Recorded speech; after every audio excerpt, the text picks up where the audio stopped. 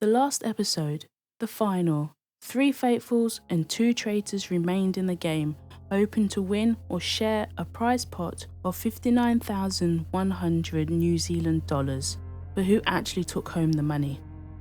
Given the failed attempts to get each other banished, it was inevitable that Brooke and Colin were going to try again. There was no way they would share if a traitor was still left in the game at the end. The question was, which one was going to be banished over the other? Brooke talks a lot. It's not a secret. I was just wondering why Brooke revealed he watched what everyone was writing at the round table. I get that at times traitors don't want to seem like they're not voting along with the consensus. I don't get why Brooke even brought that up. Why didn't anyone question why Brooke mentioned it? Colin calls Brooke the Lord of Chaos, but up until now, no one has seemed to question Brooke on a lot of things. If you go back to Brooke's reveal about watching them write the names, it's almost like Colin knew the kind of player Brooke is, as Colin admitted to writing the name backwards. Me, I would have done the same, though I probably wouldn't have done it backwards, but sort of like random letters. I've said it before, but I'm really surprised a lot of the faithfuls haven't truly looked at Brooke. Anna said she's found Brooke consistent throughout the game. He could have consistently been a traitor the whole time for all she knows. I did wonder if they would figure it out before it was too late. Before the banishment votes, their mission was one that I'll admit to being a bit of a struggle to watch. Julia's task was to submerge herself in a cryotherapy chamber at minus 140 degrees for 3 minutes. Colin's task was to eat an eyeball, heart and tongue. Brooke's task was to be in a bath full of maggots and cockroaches for at least 3 minutes. Sam's task was to have a monk's haircut. Anna's task was to get a tattoo of the Traitors logo. It only needed 4 of them to complete their tasks.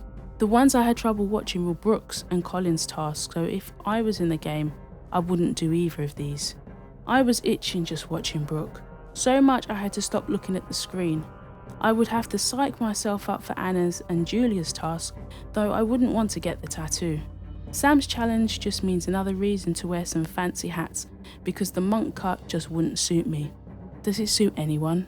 Which one of these would you have been willing to do, and which ones wouldn't you do? At the round table, Colin didn't play the first round of discussions well. I don't think he should have said anything about being suspicious about Sam. I think Sam is the one person that everyone could agree they don't have suspicion about. It just looks like Colin was deflecting and it was a desperate defence. That was the one thing that tipped Anna's vote towards him. They all seemed to write their names under the table instead of on it. Was it something Brooke said earlier? Well, the Brooke versus Colin traitors battle came to a head. On the first round of votes, Colin was banished in a close vote between him and Brooke. As Julia voted the same as Colin, it didn't bode well for her. Even though she was correct, to the others it seemed like she was a traitor siding with her fellow traitor. There seems to be this notion that traitors vote the same way, and a lot of the time, it isn't the case. Another one of those edit questions I have, but where was Julia when Brooke and Sam was talking and Anna was sitting by herself looking into the unknown? We get to the fire of truth and it's no surprise that they all voted to banish again. Julia pivoted back to voting for Anna, while Anna, Brooke and Sam voted for Julia. Julia's reveal wrecked their theory and essentially wrecked Brooke's chance of winning. Everyone was very clued up to the numbers, so with Julia's banishment, for Anna and Sam, it still meant there was a traitor. This is where Brooke's plan fell short. As long as Sam was at the end, it was always going to come down to his vote. Sam obviously didn't have enough doubt in Anna as he had with Brooke. I guess it comes back to not eliminating Anna earlier, though Brooke tried. Brooke was voted out, which meant Anna and Sam shared the prize pot. Throughout the whole season, the faithfuls have proved to be brilliant in finding traitors, from the first banishment to the final vote.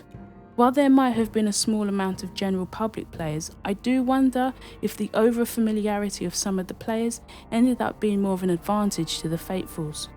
I enjoyed this season. It was a triumphant way for New Zealand to enter the franchise. I'm looking forward to season 2.